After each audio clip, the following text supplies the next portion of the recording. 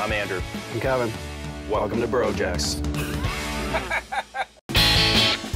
Kevin and I started the day by turning on the tube to watch a little bit of baseball. The Toronto team is doing really well this year. The whole country is kind of getting excited. Let's get the TV, take it down to the bar. Okay, did you bring the telescope? Telescope. Look around, man. Just sit close. The old radiation mobile here. I love baseball. Never play anymore. You never played even when you played? Rode the Pines, didn't you? TV is a bit chumpy. Unfortunately, the only TV we have in the house is about yay big, but it's not cutting it. The house has really become a magnet for our friends and neighbors, but we can't possibly entertain with this kind of setup. Everybody now has a big screen. We've got a TV this big. You can't see anything. You can't even see the ball. What does UHF mean? It's actually ultra high frequency, which is like our kayak.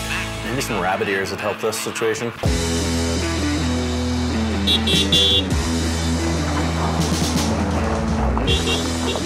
You got preferred parking, do you?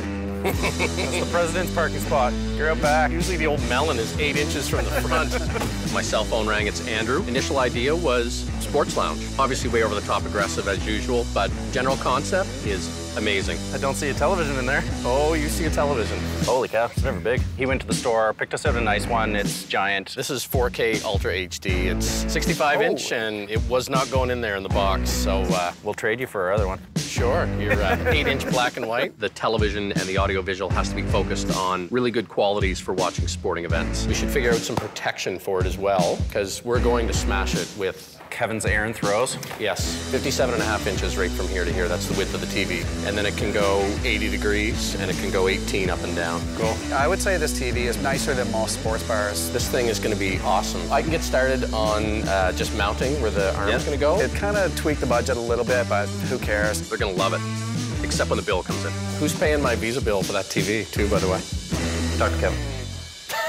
Let's go get that scaffolding. Yeah, right. Walker's going to mount it on the wall. Vern's going to give a hand. So that would be center of television right there. I think that's pretty good, actually. I need a hand mounting the television, so timing was perfect for Vern. Hang the TV, get all the wires run Ethernet, run cables through the wall. I'm glad they put me on this part of the project because I really do enjoy TVs and stereos and music equipment and stuff like that. It's dear to my heart. We built this custom design tray underneath the TV. It's going to hold our remotes and all the other gadgets. We've got a fairly large screen, but I think we're going to need more than a big screen to get the crowds in. Fingertip pull out.